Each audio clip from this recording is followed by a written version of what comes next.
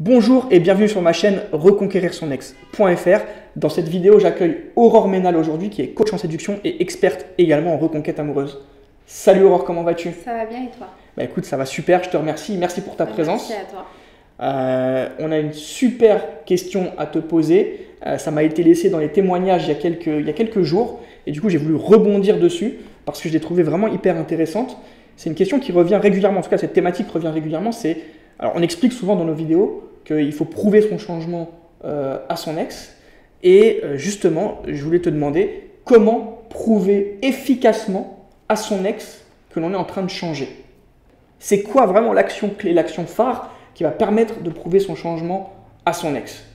Et c'est à toi, du coup. Bon. Là, on échange un peu les rôles. Oui, c'est ça, exactement. Voilà. C'est moi qui vais poser la question et c'est toi qui vas répondre. Je vais essayer d'apporter ma pierre à l'édifice également. Bah, tu vas me confirmer si toi tu penses que c'est pareil pour toi dans ta philosophie. Parfait. Je te laisse m'en dire un peu plus. Comment on prouve son changement à son ex? D'après moi, en tout cas, et c'est un conseil qui s'avérait hyper efficace pour le coup, pour pouvoir vraiment montrer, marquer son changement en étant distant, c'est-à-dire que tu n'as même pas forcément besoin de parler, tu vois, il faut en quelque sorte casser vraiment la routine, c'est-à-dire casser l'image que ton ex avait de toi il y a encore 2 semaines, c'est-à-dire peut-être que tu étais en pleurs, peut-être que tu étais dans le déni, peut-être que tu as cherché à le ou la faire culpabiliser, enfin bref, tous les interdits qu'il ne faut pas faire. Ouais.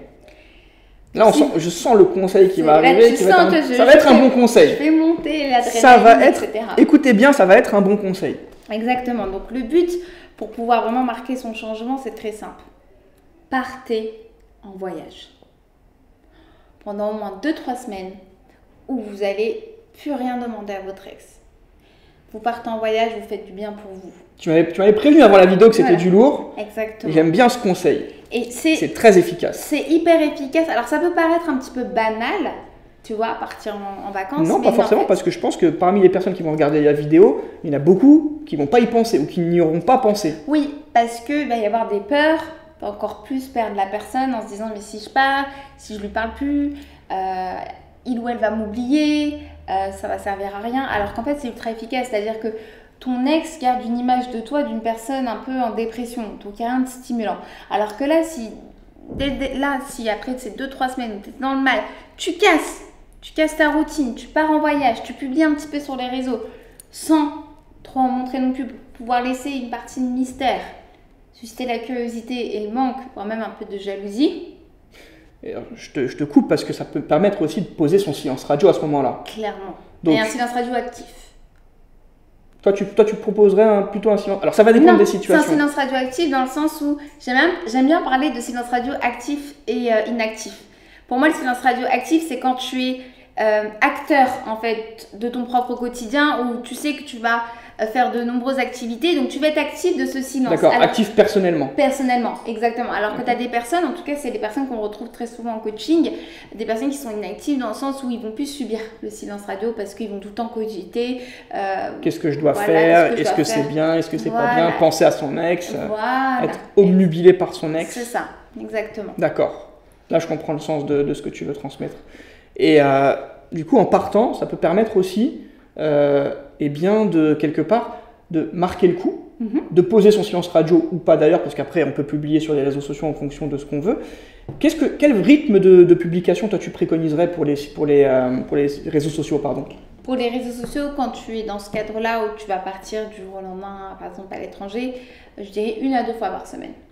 1 à 2 fois par semaine, d'accord, donc c'est vraiment léger. Oui. Et est-ce que tu as des destinations comme ça à préconiser? Est-ce qu'il faut forcément mettre très cher dans ce voyage? Non, pas forcément, mais je pense qu'il faut trouver un voyage qui va vous créer une ouverture d'esprit pour encore davantage rebondir quand tu vas revenir.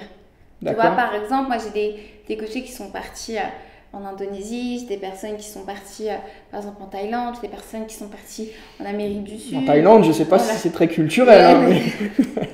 Non, mais il y a différentes cultures, tu vois, qui vont te permettre de te créer aussi une forme de curiosité qui va te permettre aussi de te renouveler par la suite. D'accord. Plus sur des cultures fortes, avec un petit côté spirituel en fait, c'est ça? Spirituel, développement personnel. Et je sais que ça fait énormément de bien à certains de mes coachés qui n'avaient pas forcément un énorme budget et ça reste totalement accessible. Mais j'ai même des personnes qui sont parties par exemple en Europe aussi, voilà, où il y a de fabuleuses choses à découvrir aussi. Mais c'est vrai que ce sont les premiers voyages que je t'ai cités, ça a vraiment provoqué un réel changement après par la suite. Provoqué un déclic chez eux Clairement. en fait. Est-ce qu'il y a une durée que toi tu préconiserais 2-3 semaines. D'accord. C'est un bon Entre rythme. 2 à 3 semaines, c'est ça? Oui, exactement. D'accord. Pourquoi pas plus? Alors plus, c'est bien aussi si vous avez l'opportunité de pouvoir le faire. Après, c'est juste une question d'organisation. Je vais plus parler de minimum. D'accord. Un minimum de 2-3 semaines. Ok. Après, c'est vrai qu'il ne faut pas non plus tout bouleverser vos habitudes, Clairement. etc.